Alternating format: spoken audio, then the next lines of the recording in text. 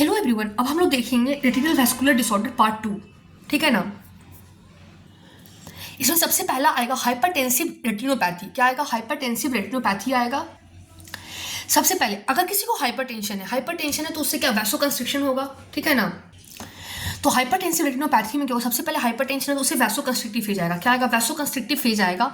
वैसोकंस्ट्रिक्शन होने के बाद क्या होगा? स्क्लेरोटिक फेज, जिसको बोलते हैं एथेरोस्क्लेरोसिस। ठीक है ना। एथेरोस्क्लेरोसिक फेज आएगा, स्क्लेरोटिक फेज जिसको बोलते हैं एथेरोस्क्लेरोसिस। उसके बाद एक्सक्यूडेटिव फेज आ जाएगा। तो हाइपरटेंशन हुआ, उससे वैसोकंस्ट्रिक्शन हुआ, वैसोकंस्ट्रिक्शन से क्या हुआ? स्क्लेरोटिक एथेरोस्क्लेरोसिस हुआ, और एथेरोस्क्लेरोसिस से फिर क्या हुआ? एक्सक्यूडेटिव फेज आ गया। ठीक है, मतलब बाहर निकल गया, एक्सक्यूडेटिव फेज हो गया। ठीक है, तो याद रहेगा हाइपरटेंशन से वैसोकंस्ट्रिक्शन, वैसोकंस्ट्रिक्शन से एथेरोस्क्लेरोसिस, उससे फिर एक्सक्यूडेटिव फेज आएगा। ठीक है। After that what are the clinical features of hypertensive retinopathy. ठीक है, क्या क्या क्लिनिकल फीचर है? तो सबसे पहले क्लासिफिकेशन आता है, इसको बोलते हैं कीथ बेगनर क्लासिफिकेशन। क्या बोलते हैं? कीथ बेगनर क्लासिफिकेशन बोलते हैं, जिसमें ग्रेड 1 में क्या होता है? आर्टीरियोलर एटेन्युएशन होता है। क्या होता है ग्रेड 1 में? आर्टीरियोलर एटेन्युएशन होता है। That means artery almost close हो जाता है। क्या होता है? आर्टरी ऑलमोस्ट क्लोज हो जाता है।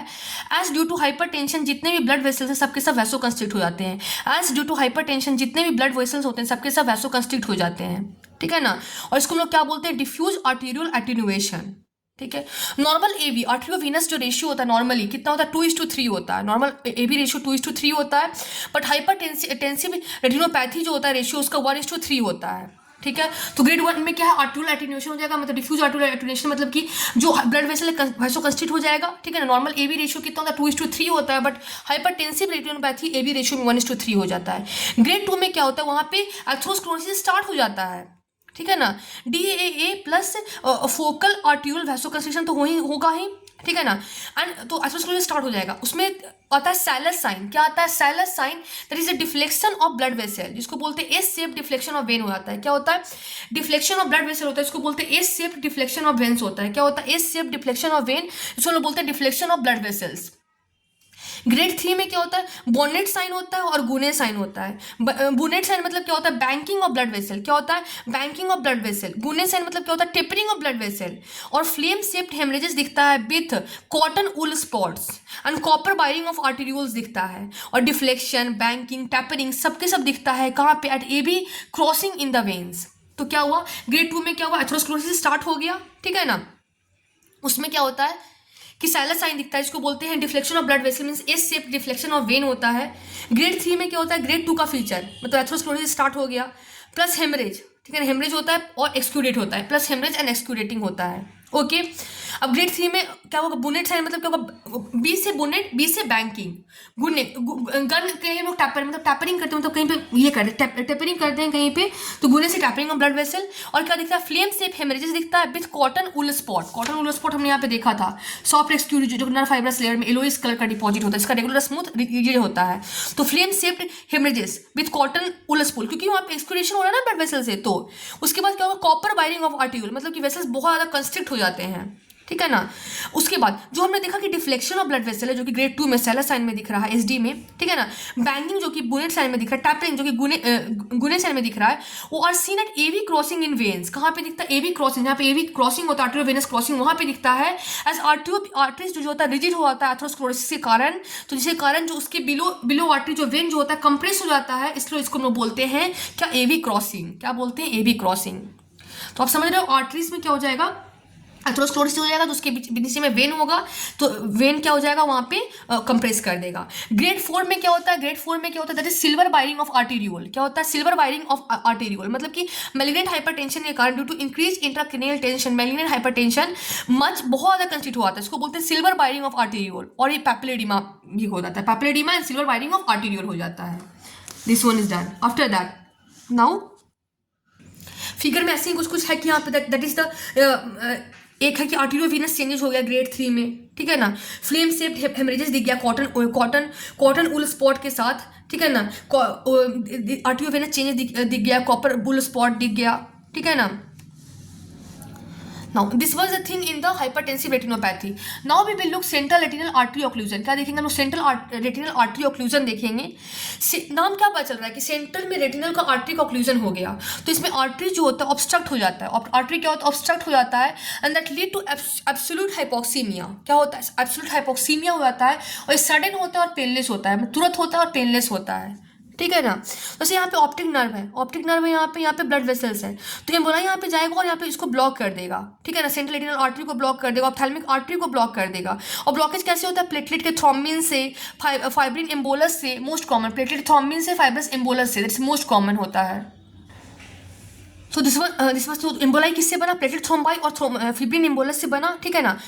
कॉजेस ऑफ CRAO, तो मोस्ट कॉमन कॉज क्या होगा? एथेरोस्क्लेरोसिस होगा. ठीक है ना. और इसमें एम्बोलाई जो बनता है उसको बोलते हैं होलन हॉर्स्ट प्लैक. क्या बोलते हैं? होलन हॉर्स्ट प्लैक बोलते हैं. क्या बोलते हैं? होलन हॉर्स्ट प्लैक बोलते हैं, जो कि एक तरह कोलेस्ट्रॉल एम्बोलाई होता है. क्या होता है? कोलेस्ट्रॉल एम्बोलाई होता है. और ये कहाँ पे ओरिजिनेट करते हैं? Originate from bifurcation of common carotid artery. ठीक है ना. मतलब इंटरनल कैरोटिड आर्टरी से ophthalmic artery plus common retinal artery आता है. तो bifurcation of common carotid artery से, मतलब कॉमन कैरोटिड आर्टरी से बाइफर्केशन वहाँ पर रिलीज होता है. और थर्ड में क्या है? जाइंट सेल अर्थराइटिस, मतलब कि लार्ज सेल में इन्फ्लामेशन होता है. क्या होता है? लार्ज सेल में इन्फ्लामेशन हो जाता है. तो क्या क्या हो गया? CRAO में मतलब कि ऑब्स्ट्रक्ट हो जाता है, आर्टरी ऑब्स्ट्रक्ट होता है, हिपोक्सीमिया हो जाता है.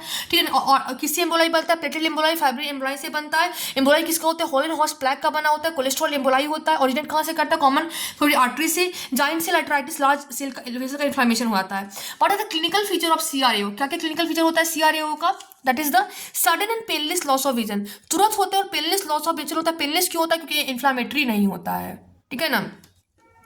उसके बाद optic atrophy, consecutive optic atrophy हो जाता है. मतलब कि जितना भी रेटिनल डिजीज है सबके सब क्या कर देता है? ऑप्टिक एट्रॉफी लीड कर देता है. एंड प्यूपिल में क्या होता है? RAPD प्यूपिल होता है या फिर मार्कस गन प्यूपिल होता है. क्या क्या होता है? RAPD प्यूपिल और मार्कस गन प्यूपिल होते हैं. कि रेटिना जो होता है ब्लड सप्लाई को लूज कर देता है, नर्व सप्लाई को लूज कर देता है. रेटिना क्या करता है? ब्लड सप्लाई को लूज कर देगा, नर्व सप्लाई को लूज कर देगा. तो प्यूपिल में क्या होगा? RAPD और Marcus Gunn pupil. Fundus appearance कैसा होगा? पेल फंडस होगा. कैसा होगा? पेल फंडस होगा, क्योंकि रेटिना में एडिमा हो गया है, क्योंकि वहाँ पे ब्लड सप्लाई लूज हो गया है. ब्लड वेसल में एक्सक्यूडेशन, डायलेटेशन हो गया, पेल फंडस हो गया. तो ब्लड वेसल एक्सक्यूडेट कर गया, डायलेट कर गया, लूज ब्लड सप्लाई हो गया है. Pale fundus due to retinal oedema, retina के एडिमा के कारण. Cattle tracking fundus due to segmentation of blood column. Blood column का सेगमेंटेशन हुआ था, इसको हम लोग क्या बोलते हैं? कैटल ट्रैकिंग फंडस बोलते हैं. क्या बोलते हैं? कैटल की तरह ट्रैक करने वाला कैटल ट्रैकिंग फंडस. उसके बाद क्या होता है? Cherry red spot at macula due to collection of fluid in the ganglionic cell layer of retina. ठीक है ना. क्या होता है? कलेक्शन ऑफ फ्लूइड होता है ganglionic cell layer of retina में, से कारण cherry red spot at macula हो जाता है. विच इज absent कहाँ पे होता है? फोब्यूला में absent हो जाता है, मेकिंग इट ट्रांसपेरेंट. फोब्यूला में absent होता है, मेकिंग इट ट्रांसपेरेंट. जो पूरा का पूरा रेटिना होता है वो कैसा होता है? इडिमेटस होता है और हेजी हो जाता है. कैसा हो जाता है? इडिमेटस होता है और हेजी हो जाता है. Pale fundus as choroid is red in colour and it's not visible due to retinal haemorrhage. मतलब पूरा का पूरा रेटिना जो होता है कैसा होता है? इडिमेटस होता है, हेजी हो जाता है. पेल फंडस होता है क्योंकि कोरोइड रेड इन कलर होता है, जो कि नहीं दिखता है मेरे रेटिनल हेमरेज में. ठीक है ना. बट फोब्यूला जो होता है रिमेन ट्रांसपेरेंट ही रह जाता है. क्यों? क्योंकि choroid red colour is visible at foveola. तो आई होप यू सब कुछ रिमेंबर हो चुका होगा कि क्या क्या क्लिनिकल फीचर ऑफ CRAO में है. कि सबसे पहले तो कोई भी क्वेश्चन ऐसे आता है कि sudden and painless loss of vision हो गया है, sudden and painless loss of vision हो गया, तो ये एक ऑप्शन होता है CRAO. ओके. और पेनलेस क्यों होता है? क्योंकि इन्फ्लामेटरी होता है. ठीक है ना. ऑप्टिक एट्रॉफी, क्योंकि कंसेक्यूटिव ऑप्टिक एट्रॉफी, क्योंकि जितने भी रेटिनल डिजीज होते हैं सबके सब ऑप्टिक एट्रॉफी करवाते हैं. प्यूपिल में क्या होता है? RAPD और मार्कस गन प्यूपिल दिखता है. दैट जो रेटिना होगा वो ब्लड सप्लाई को भी लूज कर देगा, नर्व सप्लाई को भी लूज कर देगा. फंडस अपीयरेंस हम लोग देखेंगे तो पेल फंडस दिखेगा. कैसे? पेल फंडस दिखेगा. क्यों? क्योंकि रेटिना में एडिमा हो जाता है. ठीक है ना. रेटिना में एडिमा हुआ था, that will lead to cattle tracking fundus. क्या होगा? Cattle tracking fundus due to segmentation of blood column. Blood column के सेगमेंटेशन के कारण कैटल ट्रैकिंग फंडस दिखेगा. ठीक है. Like that. Cherry red spot at macula. Macula पे क्या दिखेगा? चेरी रेड स्पॉट दिखेगा. क्यों? क्योंकि कलेक्शन ऑफ फ्लूइड हो जाएगा. कहाँ पे? Ganglionic cell layer of retina में. ठीक है. कलेक्शन ऑफ फ्लूइड कहाँ पे हो जाएगा? Ganglionic cell layer of retina में, जो कि एब्सेंट होता है फोब्यूला में. क्योंकि फोब्यूला में तो गैंग्लियोनिक सेल प्रेजेंट ही नहीं होता है ना, तो वो वाला रीजन क्या होगा? ट्रांसपेरेंट होगा. ठीक है. तो इसलिए हम लोग इसको बोलते हैं चेरी रेड स्पॉट. ठीक है। चेरी रेड स्पॉट क्यों बोला? क्योंकि कलेक्शन ऑफ फ्लूइड जो होता है गैंग्लियोनिक सेल लेयर में हो जाता है, लेकिन एब्सेंट कहाँ पे होता है? That is absent in the foveola, क्योंकि वहाँ पे गैंग्लियोनिक सेल लेयर नहीं होता, तो वो ट्रांसपेरेंट ही रह जाता है। पूरे के पूरे रेटिना जो होता है कैसा इडिमेटस फूल जाएगा और हेजी हो जाएगा, ठीक है ना। पेल फंडस होगा क्योंकि कोरवाइड जो होता है रेड इन कलर होता है, जो कि not visible due to retinal haemorrhage. Retinal haemorrhage हो चुका है, इसमें हमारा फंडस पेल हो जाता है क्योंकि कोरवाइड रेड इन कलर जो होता है वो not visible due to retinal haemorrhage, ठीक है। बट फोबियोला तो हमने बताया कि ट्रांसपेरेंट रहेगा क्योंकि choroid red in colour is visible at foveola. Done. So look, here is pale retina, but central cherry red spot at the macula diffused. Okay. Now, एक और टर्म आता है कि सेंट्रल रेटिनल आर्टरी ऑक्लूजन, लेकिन उसमें क्या होता है? मैकुलर सिलियो रेटिनल आर्टरी स्पेड होता है। क्या होता है? मैकुलर सिलियो रेटिनल आर्टरी स्पेड, मतलब वो नहीं इन्वॉल्व होता है। कौन सा? मैकुलर सिलियो रेटिनल आर्टरी इन्वॉल्व नहीं होता है। तो इसमें ये मतलब कि नॉर्मली जो सिलियो रेटिनल आर्टरी है 75% of branch of posterior ciliary artery जो सप्लाई करता है मैकुला को, from optic disc the macula getting supply, so ये ब्लड वेसल्स अफेक्टेड नहीं होते हैं, ठीक है ना। ऑन एफएफए में क्या करें? कोई भी डाई नहीं होगा ब्लड वेसल में, ठीक है, no dye in any blood vessel, तो dye filling cilioretinal artery, no dye होगा ब्लड वेसल्स में, ठीक है। तो dye filling cilioretinal artery. उसके आफ्टर दैट अब हमने एक और ये है कि हम लोग को cherry red spot of macula जो है वो किस में दिखता है? तो इसका एक निमोनिक्स होता है, cherry tree never grow in sand mud and green, ठीक है। तो CRAO तो देख लिया, ट्रॉमा में भी हो सकता है, ठीक है ना, ट्रॉमा में होता है, नीमन पिगमेंट डिजीज में होता है, गैंग्लियोसाइडोसिस टाइप 1 में होता है, टेसैक डिजीज में होता है, सैंडॉफ डिजीज में होता है, मेटाक्रोमैटिक ल्यूकोडिस्ट्रॉफी में होता है और गचस डिजीज में होता है। कौन कौन? CRAO, trauma, Niemann pigment disease, gangliosidosis type 1, Tay Sachs disease, Sandhoff disease, metachromatic leukodystrophy and Gaucher's disease. तो क्या हो जाएगा? CRAO, trauma, Niemann pigment disease, gangliosidosis type 1, Tay Sachs disease, Sandhoff disease, metachromatic leukodystrophy and Gaucher's disease. अब जो गॉचर disease होते हैं 3 तरह के होते हैं। टाइप 1 में इसमें कोई भी चेरी रेड स्पॉट नहीं दिखेगा। टाइप 2 में क्या होगा? चेरी रेड स्पॉट दिखेगा, एंड टाइप 3 में maybe. Gaucher's disease is the least common cause of cherry red spot. जो गॉचर्स डिजीज होता है लीस्ट कॉमन कॉज होता है किसका? चेरी रेड स्पॉट का। After that what is the treatment of CRAO? अगर हम लोग ट्रीटमेंट ऑफ CRAO की बात करेंगे तो ट्रीटमेंट हमें कितने देर में करना? Should be done within 4 hour. 4 hour के अंदर में हमें ट्रीटमेंट कर देना है। That is within 24 to 48 hour occlusion become complete, क्योंकि 24 से 48 घंटे के अंदर ऑक्लूजन का पूरी तरह से कंप्लीट हुआ था। इसका मतलब क्या है? ये इमरजेंसी कंडीशन है। तो ट्रीटमेंट हम लोग को कितने देर में कर देना है? डन विद इन 4 आवर, क्योंकि विद इन 24 to 48 आवर में ऑक्लूजन जो होता है बिकम कंप्लीट। सबसे पहले हम लोग क्या करेंगे? ऑक्यूलर मसाज करेंगे। क्या करेंगे? ऑक्यूलर मसाज करेंगे, जिसके कारण जो इम्बोलाई हो डिस्क्लोज कर जाएगा। क्या हो जाएगा? इम्बोलाई जो हो जाएगा डिस्क्लोज कर जाएगा। एंड सेकंड है वैसोडाइलेशन। वैसोडाइलेशन किसकी हेल्प से करते हैं? Sublingual isosorbide nitrate. किसकी हेल्प से? Sublingual isosorbide nitrate. And carbogen inhalation 95% O2 and 5% CO2, ठीक है। तो वैसोडाइलेशन किसकी हेल्प से करते हैं? सबलिंगुअल आइसोसोर्बाइट नाइट्रेट की हेल्प से। एंड कार्बोजन इनहेलेशन जिसमें 95% O2 होता है और 5% CO2 होता है। ये हम लोग कार्बोजन इनहेलेशन क्यों करवाते हैं? ताकि एम्बोलाई पास ऑन हो सके, एम्बोलाई पास ऑन कर सके। अब 5% CO2 जो होता है उसको बोलते हैं हाइपर कार्बिया, जो कि इंक्रीज PCO2, जिसके कारण डिक्रीज pH हो जाता है, जिसके कारण वैसोडाइलेशन हो जाता है, जिसके कारण रेस्पिरेटरी एसिडोसिस हो जाता है। दिस कॉज वैसोडाइलेशन, ठीक है ना। तो 5% CO2 लोग क्यों देते हैं? क्योंकि हाइपर कार्बिया जो होता है CO2 बढ़ जाता है। CO2 बढ़ने के कारण pH कम हो जाता है। pH कम होने के कारण वैसोडाइलेशन हो जाएगा। वैसोडाइलेशन होने के कारण रेस्पिरेटरी एसिडोसिस हो जाएगा and this will cause vasodilation. क्या कॉज करवा देगा? वैसोडाइलेशन कॉज करवा देगा। उसके बाद हम लोग इंट्राऑकुलर प्रेशर को लोअर कर देंगे, कम कर देंगे। And we will lower the intraocular pressure किसके हेल्प से? By the help of IV mannitol के हेल्प से और पैरासेंटेसिस, जिसको बोलते हैं एस्पिरेशन ऑफ एक्वस के हेल्प से। तो किसके हेल्प से? मैनिटोल को, IV मैनिटोल हम लोग देंगे, और पैरासेंटेसिस जिसको बोलते हैं एस्पिरेशन ऑफ एक्वस को हम लोग एस्पिरेट कर करके। तो कैसे कैसे? IV मैनिटोल देके और पैरासेंटेसिस जिसको बोलते हैं एक्वस को एस्पिरेट कर करके। तो ट्रीटमेंट ऑफ CRAO में क्या चुकी है? इमरजेंसी कंडीशन है। तो ट्रीटमेंट हम लोग विद इन 4 आवर के अंदर कर देते हैं, क्योंकि 24 से 48 घंटे के अंदर जो ऑक्लूजन जो है वो कंप्लीट हो जाता है। सबसे पहले हम ऑक्यूलर मसाज करते हैं, इसके कारण जो इम्बोलाई उसको डिस्क्लोज कर देते हैं। वैसोडाइलेशन में क्या होता है? सबलिंगुअल आइसोसोर्बाइट नाइट्रेट देते हैं।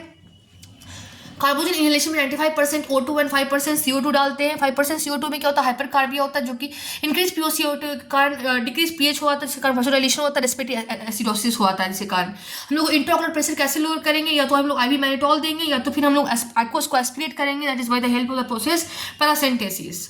उसके बाद central retinal vein occlusion. Central retinal vein occlusion मतलब क्या होता है कि जो वेन ऑक्लूड हो रहा है, इसका मोस्ट कॉमन कॉज क्या होगा, हाइपरटेंशन होगा। क्या होगा, हाइपरटेंशन होगा, एथेरोस्क्लेरोसिस होगा। ओके, क्या क्या हो गया, हाइपरटेंशन हो जाएगा, एथेरोस्क्लेरोसिस हो जाएगा।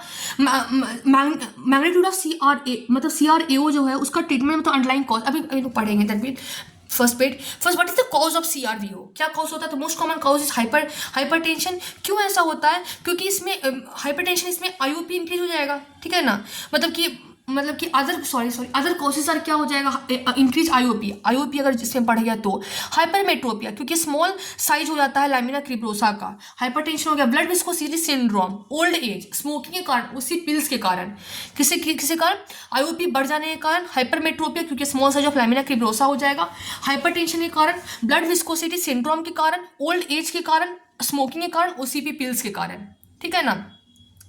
अब जो CRBO है वो एक नॉन इस्चीमिक होता है और एक इस्चीमिक होता है। क्या होता है, non ischaemic and ischaemic. Non ischaemic में क्या है कि ऑल अफेक्ट ऑफ मतलब non ischaemic occur due to stasis of blood. क्यों होता है, स्टैसिस ऑफ ब्लड के कारण होता है। नॉन इस्चीमिक क्यों होता है, स्टैसिस ऑफ ब्लड के कारण होता है, हाइपोक्सिया के कारण होता है, increase vascular permeability leading to macular oedema and resulting in loss of vision, ठीक है ना। तो नॉन इस्चीमिक क्यों हो रहा है, due to stasis of blood. जैसे कि ब्लड इन वेन है तो वहाँ पे ब्लड नहीं फ्लो कर रहा, तो स्टैसिस हो रहा है, ठीक है ना। ओल्ड ब्लड मतलब कि ओल्ड ब्लड नहीं आएगा, मतलब ओल्ड ब्लड ही रहेगा ब्लड वेसल में, सॉरी, कोई ब्लड वेसल न्यू नहीं आएगा, तो ये हाइपोक्सिया कर देगा, ठीक है ना। और हाइपोक्सिया से होने से फिर इंक्रीज वैस्कुलर परमेबिलिटी हो जाता है, तो इसके कारण क्या होता है कि लीकेज हो जाएगा, दैट मीन लीकेज हो जाएगा, ठीक है ना, एडिमा हो जाएगा, हेमरेज हो जाएगा, एक्सक्यूडेट फॉर्म हो जाएगा, that all effect lead to leakage, example oedema, haemorrhage, exudate. तो नॉन इस्चीमिक में क्या है, स्टैसिस ऑफ ब्लड रुक गया, ठीक है ना, ब्लड रुक जाने के कारण क्या हो जाएगा, वहाँ पे न्यू O2 नहीं आएगा, इसके कारण वैस्कुलर परमेबिलिटी बढ़ जाएगा, इसके कारण मैकुलर एडिमा हो जाएगा, जिसके कारण मैकुलर एडिमा, हेमरेज, एक्सक्यूडेट बढ़ जाएगा, इसके कारण लॉस ऑफ विजन हो जाएगा।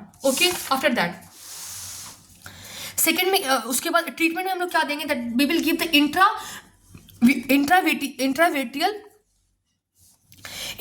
इंट्रावेटियल ट्राइएमसिलॉन, ठीक है ना।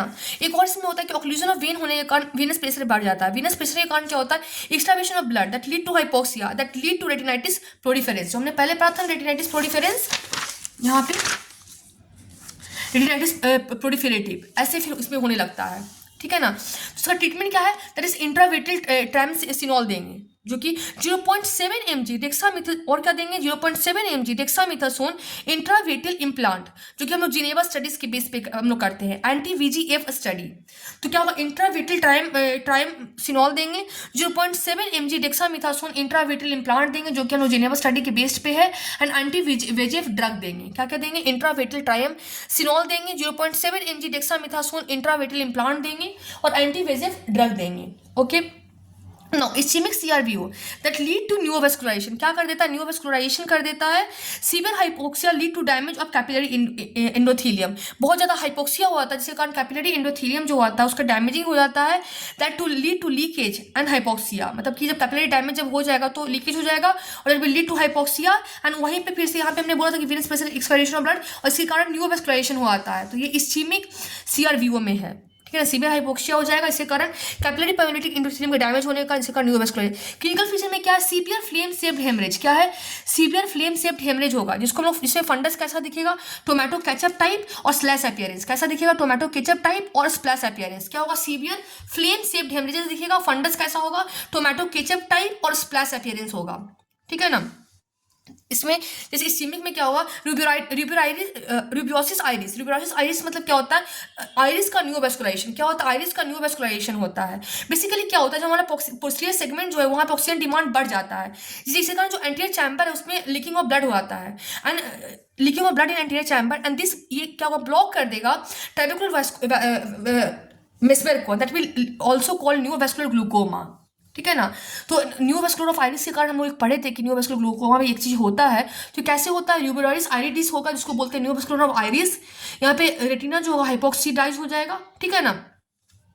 तो मतलब रेटिना हाइपोक्सिडाइज होने के कारण न्यूरोवास्कुलराइजेशन ऑफ आइरिस होता है ताकि वो पोस्टीरियर सेगमेंट को ब्लड सप्लाई कर सके, इसलिए होता है। अगर due to oxygen demand by posterior segment, यहाँ पे मैंने बोला। एंड उसके बाद क्या होता है, जो न्यूरोवास्कुलराइजेशन होगा तो एंटीरियर सेगमेंट में क्या होगा, लीकिंग ऑफ ब्लड हो जाएगा। जब लीकिंग ऑफ ब्लड होगा एंटीरियर सेगमेंट में तो ब्लॉक शो कर देगा, टिपिकल मैस्कुलर को ब्लॉक कर देगा, that will cause neurovascular glaucoma. क्या कॉज करेगा, न्यूरोवास्कुलर ग्लूकोमा कॉज करेगा। न्यूरोवास्कुलर ग्लूकोमा इन CRVO occur after around 3 month. Neurovascular glaucoma कब होता है CRVO में, अकर आफ्टर अराउंड 3 मंथ्स के बाद होता है, ठीक है ना। दैट इज कॉल्ड, इसलिए हम उसको बोलते हैं 100-day glaucoma, that I have left here, कि इसको हम लोग क्या बोलते हैं, न्यूरोवास्कुलर ग्लूकोमा का 100-day ग्लूकोमा भी बोलते हैं, ठीक है। And most common cause of neurovascular glaucoma is diabetic retinopathy. Most common cause क्या होता है न्यूरोवास्कुलर ग्लूकोमा का, डायबिटिक रेटिनोपैथी होता है। And what is the treatment of ischaemic CRVO, the pan retinal photocoagulation. Ischaemic CRVO का treatment क्या होता है, पैन रेटिनल फोटोकोगुलेशन इसका ट्रीटमेंट होता है। नाउ एक और इंपॉर्टेंट होता है that is called as Eales disease. क्या होता है एल्स डिजीज, इसमें क्या होता है, ट्राइड ऑफ ऑक्लूजन होता है, ट्राइड ऑफ ऑक्लूजन, पेरीफेबलाइटिस मतलब ब्रेन्स के अकॉर्डिंग अराउंड इन्फ्लामेशन हो जाता है, and neurovascularisation of retina, that is most common cause of recurrent vitreal haemorrhage, ठीक है ना। Thank you.